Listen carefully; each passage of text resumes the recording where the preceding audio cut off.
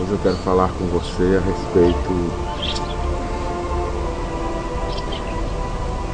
respeito de uma das viagens de Paulo, o apóstolo, onde ele foi até a Grécia, em Atenas, e lá ele se deparou com pessoas brigando, pessoas discutindo a respeito de deuses e feitos. E ele foi ver o que tinha acontecido ali. As pessoas estavam falando que ele estava trazendo palavras de um Deus que eles nunca tinham ouvido falar, e falava coisas que nunca tinha ouvido de Deus algum. E ele chegou e disse: eu vi em um dos altares de vocês, em um dos santuários, dizendo assim, ao Deus desconhecido. E é desse Deus que eu quero falar a vocês.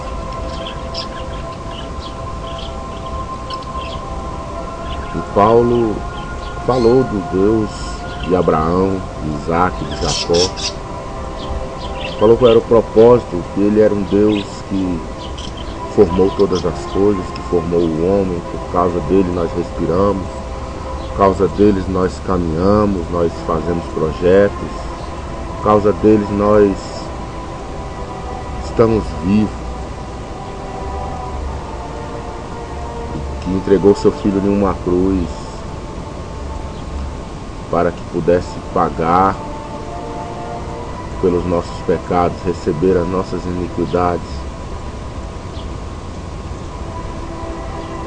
Sabe, mais o que tem me incomodado nesses últimos dias, vou falar a você, pode até te assustar, pode até te deixar assim, com a pulga atrás da orelha, é que há uma grande idolatria. Vou falar a verdade, essa é a palavra, idolatria, dentro da igreja evangélica, onde eu e aonde você congrega, dentro do seu ministério, você que é líder de um ministério, sabe, você que é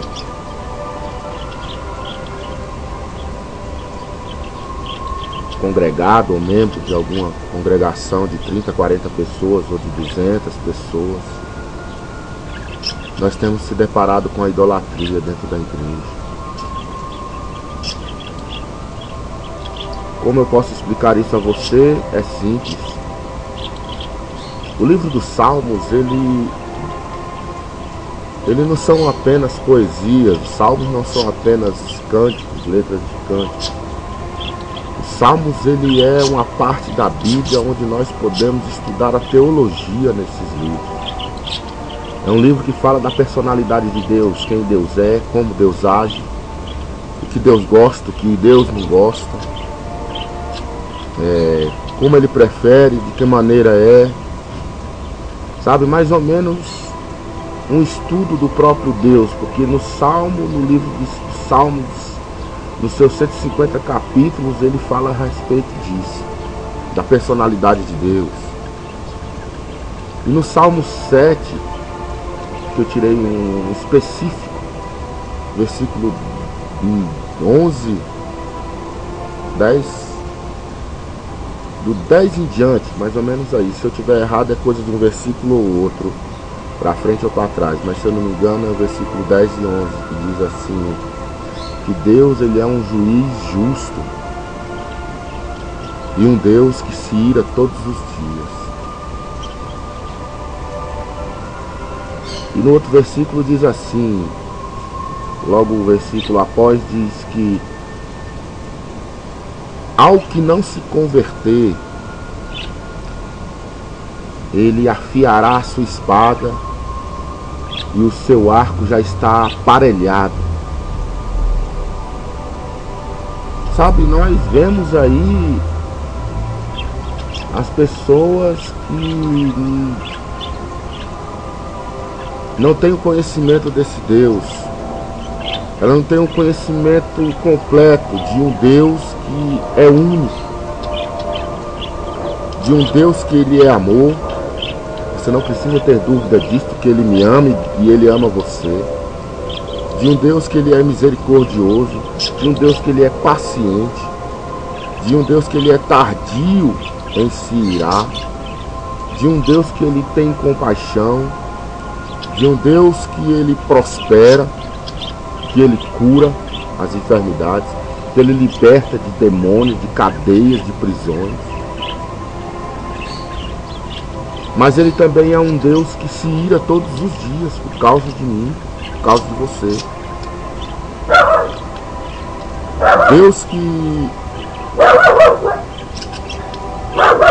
também é fogo consumidor, que também vai executar um juízo sobre a vida daqueles que não se converterem, que vai vir sobre aqueles que não se converterem um castigo eterno. De um Deus que quer comportamentos, mudança de caráter, postura, fidelidade. E quando eu falei que tem muitas pessoas que têm uma Bíblia debaixo do seu braço, eu não estou falando dos feiticeiros, eu não estou falando dos idólatras que nós vemos que são realmente, que fazem imagem de escultura, sabe, e se prostram aos pés daquela imagem e adoram, e choram, e clamam, e sobem uma escadaria, entendeu? E lá se prostram nos pés daquela imagem de Santo Antônio, Santo André, sei lá, que santo que seja, que ele o adore, mas ele adora erradamente, porque a Bíblia diz que isso é abominável, né? E essa idolatria que eu estou dizendo é semelhante a que aconteceu no deserto do Sinai, quando Moisés ele se ausentou por um tempo maior daqueles homens e eles acabaram por causa da sua impaciência, por causa da sua rebeldia, por causa da sua incompatibilidade com esse Deus. Eles fizeram para si um bezerro de ouro, uma figura de um boi que come erva. Foi trocada a glória de Deus por esse animal, por essa imagem, por esse bicho esculpido em ouro derretido, e todas essas coisas entristeceram o coração de Deus ao ponto de haverem muitas mortes naquele episódio. Aí eu te pergunto, por que eles fizeram esse tipo, por que eles cometeram esse ato? Porque eles cometeram esse ato de trocar a glória de um Deus que é vivo, de um Deus que nos deu a vida, de um Deus que nos trouxe toda, sabe, que se apresentou de maneira extraordinária àqueles homens, de uma maneira que ele não vai se mostrar jamais para mim e para você. Milagres como aqueles, nem eu nem você, nós jamais veremos. O mar se abrir, a água brotar da rocha, sabe, coisas miraculosas, codornas, carne vindo do meio do mar para saciar a fome e o desejo carnal daqueles homens. E eles trocaram tudo isso por uma figura de um boi que come erva. Aí eu te digo, porque eu te respondo por que eles fizeram isso. Eles fizeram isso porque fizeram isso pelo mesmo motivo que a maioria faz hoje. Elas trocam um Deus verdadeiro, um Deus que é poderoso, um Deus que é justo, um Deus que é amor, um Deus que requer comportamento, mudança de caráter, por outro Deus, ou seja, um Deus que não fala, um Deus que não requer comportamento, um Deus que não ouve, sabe? Elas fazem o Deus delas. E eu tenho percebido isso de maneira esmagadora, porque uma das formas que eu percebo isso é porque as mensagens que eu prego, elas não são mensagens que agradam a carne, elas não são mensagens que trazem emoção às pessoas, que estimulam a fé das pessoas, para que elas venham dar glória a Deus e pular e rodopiar, tanto aqui na frente desse aparelho, na frente dessa câmara, como em qualquer lugar que seja dentro de uma igreja. A minha mensagem, ela é uma mensagem que Deus colocou no meu coração para me exortar o povo, para que o povo venha se converter, para que o povo venha se arrepender, porque o reino dos céus está dentro delas, mas se elas agirem de maneira errada, o reino do inferno é que vai reinar na vida delas. E que nós devemos olhar para as coisas eternas e esquecer das coisas desse mundo, que as coisas desse mundo são passageiras. Apesar de nós necessitarmos de todas as coisas que tem em cima dessa terra, carro, casa, sabe, roupa boa, tudo isso nós precisamos, nós necessitamos. Mas isso não é o principal, isso não é o crucial na nossa vida. O que é importante mais na nossa vida é buscar o reino de Deus e a justiça dele.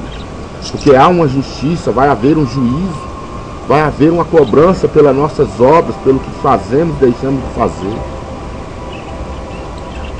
E as pessoas não querem ouvir isso. E uma prova disso é que eu vejo que mensagens, pregações, palavras adocicadas, coisas que agradam a carne, que estimulam as pessoas, que motivam as pessoas, são mensagens que têm milhares de compartilhamentos e de visitas, de visualizações. E mensagens como a que eu prego são mínimas, são poucas as visualizações, são poucas os compartilhamentos. E nós vemos pessoas totalmente equivocadas e cegas, sem saber o que estão fazendo. Porque às vezes a pessoa ouve aquela mensagem, ela não compartilha. Por quê? Porque ela pensa, não serviu para mim, esse irmão ele está pegando pesado, esse irmão ele tá querendo tirar minha fé, esse irmão ele está falando de uma coisa que não é emotiva, uma coisa que não traz motivação. Então eu não vou nem compartilhar, porque não serviu para mim, não vai servir para outra pessoa. Ou então às vezes ele sabe que aquilo ali é verdade, ele sabe que aquilo ali está tocando na ferida dele, está tocando na alma dele, está tocando no defeito de caráter dele, no pecado dele, na postura que ele tem tomado, e ele se nega às vezes até de terminar a assistir. Porque sabe, você é uma dessas pessoas que não suporta a sã doutrina de Cristo, que vai atrás de pessoas, anda quilômetros para ouvir aquilo que é agradável à sua carne, aquilo que, mesmo você sabendo que aquilo ali é mentira, mas aquilo está te agradando, aquilo ali está enchendo o seu ego, enchendo a sua autoestima, está subindo a um patamar, está sendo elevada a sua autoestima lá em cima, mas você não sabe o que você está fazendo. Você está agindo com idolatria, porque dentro do seu coração você está formando um Deus diferente do Deus verdadeiro. Você está formando dentro do seu coração um bezerro de ouro. Dentro do seu coração você está esculpindo a imagem de um Deus totalmente diferente do Deus de Abraão, de Isaac e de Jacó. De um Deus que ele não suporta o pecado. É o Deus que eu estou dizendo. Um Deus que ele não suporta o pecado. Um Deus que ele requer comportamento. Ele requer mudança a partir do dia que você começa a ouvir e ler a palavra de Deus. Ele quer que você venha crescer.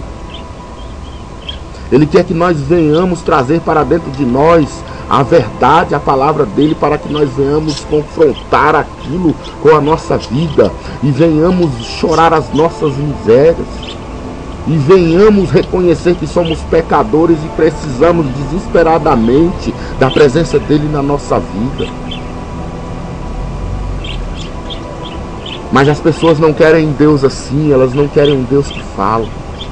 ela só quer um Deus que ouve e um Deus que age em favor delas. Elas fazem dentro do seu coração um desejo de ouro, um Deus que apenas ouve e um Deus que age, que concede os seus desejos. De um servo de luxo, que cheio da grana, que você pede para ele alguma coisa e ele faz. De um Deus que tem que estar submisso à sua impaciência. Que você pede, se ele não te der logo, você não dizima mais. Se ele não te der logo, você não oferta mais naquela igreja, você já vai para outra, onde diz que lá é onde é o lugar, ou acolá ou aqui. Sabe? E as pessoas vão formando dentro delas um Deus totalmente diferente. Elas pensam que estão adorando ao Deus de Israel. Sabe? O Deus, ele é um Deus de amor, mas você também sabia que ele é um Deus terrível? Que ele é um Deus terrível, e ai daquele que caia nas mãos dele. Ai daquele que faça ser amigo desse mundo, porque constitui-se-á inimigo de Deus. Sabe, você crê, mas será se você está crendo, e você está adorando, e você está falando e orando ao Deus certo? Você sabe quem é esse Deus desconhecido? Você tem tido um relacionamento com esse Deus? Você tem tido temor a esse Deus? E tremor? Porque eu vou te dizer uma coisa, a Bíblia diz que até os demônios, Satanás, a pombagira, o Zé Pilintra, o preto velho, eles sabem quem é, eles creem, temem e tremem a esse Deus. Enquanto nós vemos pessoas aí dentro das igrejas, sabe? Pessoas totalmente despudoradas. Pessoas que não têm palavra. Pessoas que amam e praticam a mentira. Cujo a palavra, o sim dela significa não e o não dela significa sim. Que deve não paga. Sabe? Mulheres que vão para a igreja, erguem as mãos para adorar a Deus, pulam, rodopiam, sapateiam, e quando é no outro dia, está nas esquinas falando mal da roupa da irmã, falando mal do irmão que não foi para a igreja, falando mal do pastor, falando mal dos obreiros, falando mal do fulano que já tem 3 cultos que não vai na igreja, falando que o fulano é isso, que o fulano é aquilo. E depois pergunta por que a vida dela não vai para frente. Sabe, o Salmo 105, verso 15. 115, verso 5, eu creio que foi. Ele diz que ai daquele que toque no ungido do Senhor. Fulano, ele é sem vergonha. Fulano, ele é prostituto, ele é adúltero. O fulano, ele é infiel nos dízimos, nas ofertas. O Beltrano, ele se veste de maneira... E daí, meu irmão? Ele é ungido também de Deus como eu e você. Às vezes nós deixamos de receber as bênçãos de Deus por causa da nossa língua. E nós não queremos saber disso.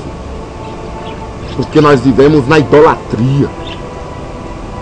Nós não estamos servindo a um Deus verdadeiro. Nós não conhecemos. Às vezes as pessoas não conhecem o Deus a quem ela profere a palavra da boca dela, dá um glória a Deus, louvam um hino, dizendo que está louvando a Deus, sabe? Faz uma oração em nome de Jesus, que Deus repreenda em nome de Jesus, Deus que me abençoe em nome de Jesus, mas não sabe a qual Deus.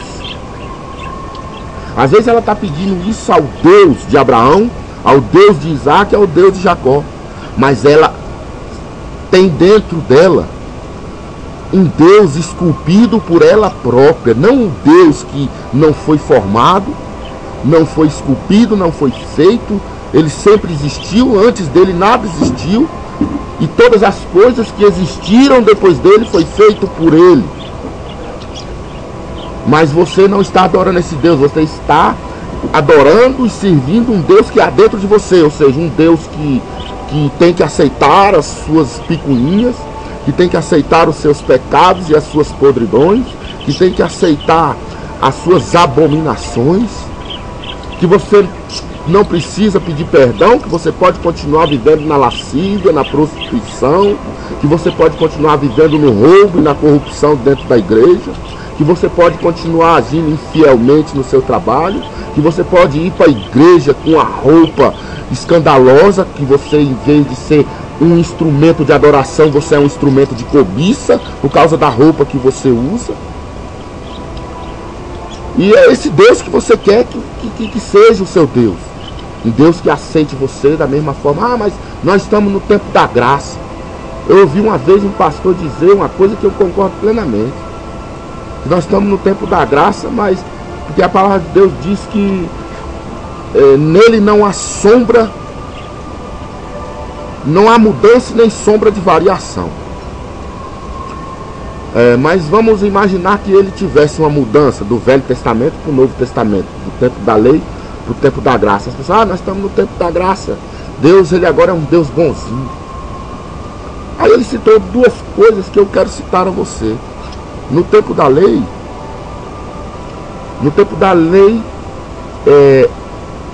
era olho por olho, dente por dente. Se você matasse, você tinha que morrer. No tempo da graça, diz o seguinte: só de você aborrecer o seu irmão, você já é homicida, você já é assassino, você já está matando a fé dele. Você não está matando o corpo, você está matando a alma. No tempo da lei, aquele que adultera deve morrer. No tempo da graça diz que só de olhar nós já estamos cometendo adultério. Só de olhar. Antes tinha que pegar na cama, antes tinha que pegar em flagrante. Hoje não, hoje é só de olhar. Aí eu te pergunto, qual é o período que é mais sério, que é mais complicado? Onde é que a porta estava mais estreita? É nesse período ou no período de Moisés? Mas isso não vem ao caso. O que vem ao caso é que Deus, o que interessa é que Deus, ele não muda. Ele sempre foi um Deus de amor, sabe? Ele não mudou, não tem sombra de variação, não aumentou nem diminuiu. Sempre o mesmo amor, a misericórdia, a paciência. Porque ai de nós se ele não tivesse essa paciência que ele tem, sabe? A misericórdia, sabe? As maravilhas, a compaixão, sabe? Ao ponto de se fazer carne para entender o que nós passamos, para entender por que choramos, para entender por que pecamos e tropeçamos com tanta facilidade, para entender por que sentimos fome, para entender por que sentimos frio, para entender todas essas coisas. Ele se fez carne. E ele é um único Deus. Ele não é esse Deus que você está fazendo dentro de você, que você está colocando aí dentro do seu coração, vivendo em idolatria dentro da igreja, idolatrando a um Deus que não existe. Você idolatrando e servindo a um Deus que não requer comportamento, mudança. Que o Deus verdadeiro, ele não aceita você viver dessa maneira. O Deus de Abraão, de Isaac e de Jacó, se você continuar vivendo dessa maneira, com dor no coração, ele vai te jogar no lago de fogo e enxofre, mesmo te amando, porque ele é um justo juiz. Ele é justo, ele não vai abrir mão da palavra dele. A palavra dele ele vai cumprir, como sempre cumpriu. Passarão os céus e a terra, mas a palavra dele não passará. Ele é um Deus que não se arrepende daquilo que ele fala que vai fazer. Se ele falou que vai fazer, ele faz. Sabe, nós devemos ter um temor, tremer, de medo mesmo, irmão. Nós devemos ter medo da consequência dos nossos atos. Nós devemos ter medo do que vai acontecer com as nossas almas se nós continuarmos agindo dessa maneira profana.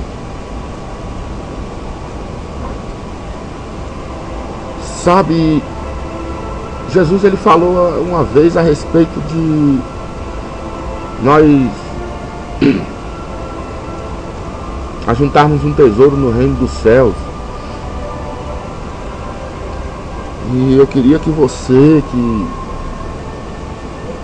não tem esse ministério de pregação, você que não é um profeta, ou você até que você está vendo que essa é uma palavra que está vindo de Deus, essa é uma palavra que não está vindo de mim, que essa é uma palavra que está vindo do céu, que foi dada por Deus para que eu passasse adiante, porque eu não me limito em 4 paredes.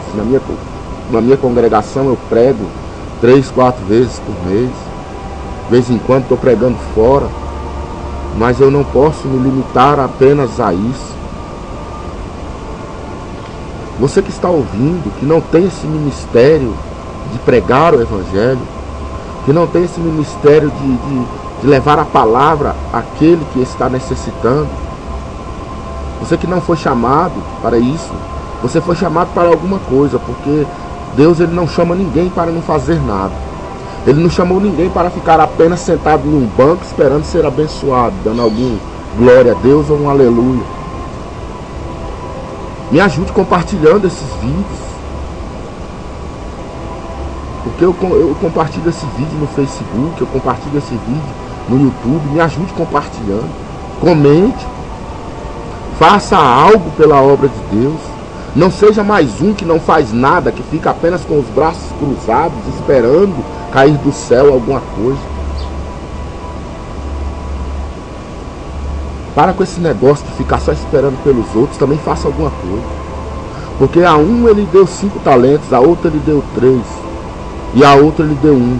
O que ele deu 5, granjeou mais 5 e lhe entregou 10. O que a ele deu 3, granjeou mais 3 e entregou a ele 6. O que ele deu 1, ele enterrou o talento. Pegou aquele talento, colocou num lenço, cavou um buraco e colocou lá dentro. E quando aquele senhor veio, ele chegou e disse: servo inútil, negligente. Podia ter entregado ao banqueiro, que pelo menos rendia juros. Dai ao que tem 10 talentos, porque o que tem ainda lhe será dado, e o que trabalhou ainda lhe será dado, mais ainda. Mas o que não fez nada, até o que pensa ter, lhe será tirado. Até o que você pensa que você tem, você que não faz nada pela obra de Deus, você que não tem coragem de ofertar a um verdadeiro profeta, você fica aí enchendo o bucho daquele que prega a mentira, daquele que fala que você vai ser abençoado, Deus está no controle, Deus vai te dar, e aquela conversa toda, vamos prosperar, nenhum mal vos sucederá, só falando bobagem no seu ouvido. Você está lá engordando a conta bancária dele. Mas o profeta verdadeiro, que está curando a sua ferida, que está arrancando toda a lepra para depois enfaixar, você não faz nada por ele. Até o que você pensa ter, que é a sua salvação, lhe será tirado. Isso é uma coisa muito séria. Isso é uma coisa muito séria, porque eu vou te falar uma coisa aqui, que eu faço por 2 motivos. Eu faço o que Deus me manda. Primeiro, porque eu sou submisso a Ele. Eu vou colocar 3 motivos. O primeiro é porque eu sou submisso a Ele. O segundo é que se eu ficar usando a capacidade que Deus me deu para ficar pregando bobagem, mentira, ficar com conversinha, profetizando promessa, profetizando bênção sobre a sua vida, eu nunca vou falar a você algo que você precisa ouvir. Eu nunca vou dizer a você que você precisa se consertar para que Deus venha se agradar de você, que você precisa cuidar da sua alma, porque o que tem aqui na terra não vale nada. Se eu não fizer isso, eu vou estar pegando um corpo leproso, enfaixando ele com lepra e tudo, e você vai morrer.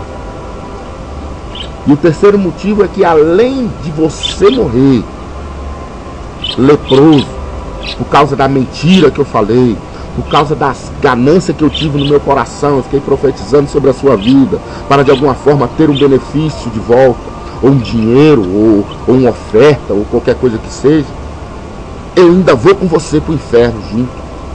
Vai eu e você. Agora, de uma coisa eu tenho certeza, que se você não abrir o seu coração, ficar aí com o seu coração fechado, não quiser deixar a palavra entrar no seu coração, ficar aí com o seu coração cheio de espinhos, cheio de abrolhos, cheio de pedras que sufocam essa palavra, eu vou te dizer uma coisa séria. A minha parte eu estou fazendo. Eu não vou responder pelo teu sangue, não vou responder pela tua alma, porque eu estou te mostrando o caminho, o mesmo caminho que Cristo mostrou. Ele está me dizendo e eu estou te mostrando qual é o caminho. Então, é uma coisa que eu, a partir de agora, só depende de você. Porque eu já orei e pedi a unção de Deus para que a palavra saísse da minha boca aos seus ouvidos. Agora só depende de você fazer aquilo que Deus tem na sua vida. Multiplicar as almas, ajudar o verdadeiro profeta a conquistar as almas. Eu não estou te pedindo oferta, eu só estou te pedindo que você compartilhe esse vídeo, para que ele chegue a outros ouvidos, para que essas imagens entrem em outras casas, em outros computadores, seus amigos, seus parentes, e que você venha tirar bom proveito dessa palavra, que não é palavra fácil de se ouvir, também não é fácil de se pregar, não. Que Deus abençoe a sua vida e que você seja ricamente abençoado, e que Deus te dê 100 vezes mais o que você fizer de bom. Fica na paz.